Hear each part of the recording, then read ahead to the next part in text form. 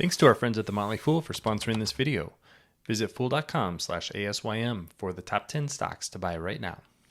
Shares of AT&T and Verizon got hammered again earlier this week, this time on a series of reports from the Wall Street Journal showing there was potentially lead in some of the cables that both of these companies were using 30, 40, 50 years ago.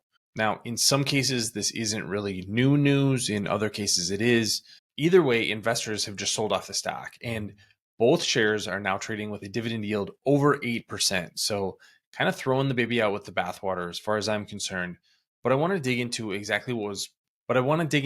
some of what was reported and what we can expect from both of these companies from an operational standpoint. We don't know yet what any sort of liability would look like from any lead that is in some of their legacy assets. Both of these companies probably aren't at a point where they can talk about that yet, but I would be surprised if they don't talk about it on conference calls in the next few weeks. So let's get to exactly what's going on and what to think about these stocks. My name is Travis Hoyam. Thanks for watching Asymmetric Investing. Please subscribe here on YouTube for all my content. And if you're in the DC area, check out the Money Collaborative event that's going on August 18th. I've got a link to that in the show notes. On to Verizon and AT&T, and I'm going to lump both of these companies together. I want to show a couple of charts because I think this shows exactly where both these companies are at financially. What investors are worried about is they're not the cash flow businesses that they used to be. You can see here the operating cash flow metric for both companies since basically 2019 have been on a downward trend. What is the reason for that? Well, there's competition in this market just like any other market. And T-Mobile acquired Sprint.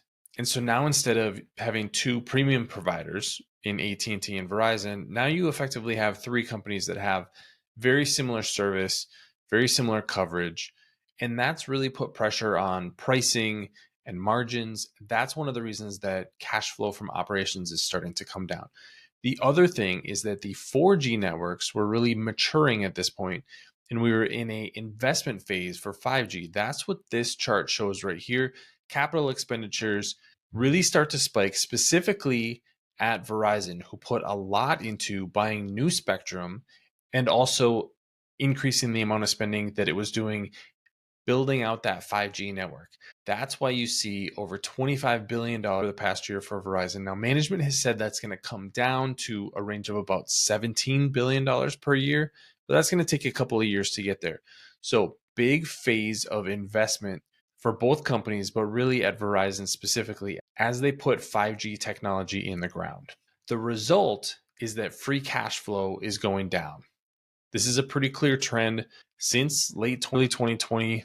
Even if you take out that blip for buying the spectrum that Verizon bought, you can see that free cash flow is just on a downward trend. Now, at the same time, both of these companies are paying their dividends, so that doesn't leave a lot of cash to either pay down debt or reinvest in the business. So this is what investors are seeing from an operating standpoint. And the problem here is that if you add in another potential liability with something like lead poisoning, that could be something that takes even more cash flow out of the business. Now, based on all of the reporting that we have seen so far, this is not something that I would be particularly worried about as an investor. That doesn't mean that there weren't people that were impacted. That doesn't mean that there isn't lead products in the ground. This is acknowledging that this is something that happened 30, 40, 50 years ago. And that was at a time when there was lead in almost everything. There was lead in gasoline. So once those risks were known, the products that were used were changed. The procedures were changed, the safety procedures that workers would go through. The best thing that companies could do is mitigate the risks for lead poisoning. It appears that both of these companies did that. Now, the structure of the companies was a little bit different back then because a lot of these assets were put in the ground before the original AT&T was broken up. So from what we know right now, it's likely that AT&T probably has more lead assets in the ground right now than Verizon, but both of these companies have a long history and may have some exposure there. So this is really the cause of the sell-off, is the potential liability involved with the lead that's in cables. But frankly, we don't know anything about any costs. And based on what we know right now, I wouldn't really be worried about this being a big drag on cash flow in the future. So from an investment standpoint, I think this is potentially a buying opportunity. This gets me to the valuation metrics. You look here at enterprise value that includes debt to free cash flow. And these companies aren't cheap, trading for 22 times free cash flow if you're Verizon, 18 times free flow for AT&T. But remember that we've gone through the major investment phase for that 5G network, both the spectrum and also installing the 5G equipment. That has already happened in most cases.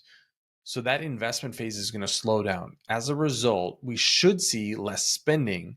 And I think we're starting to see prices creep up. The prices that these companies are charging are starting to move higher.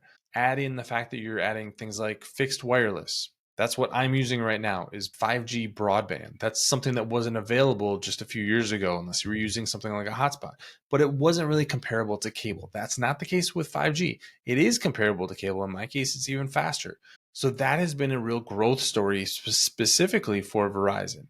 So I think these multiples actually appear a lot higher than they really are in reality. Now, what do these companies do with the cash? Are they going to reduce their dividends? I have argued that they should do that in order to pay down debt. They may not because they potentially have the cash to pay out the dividend.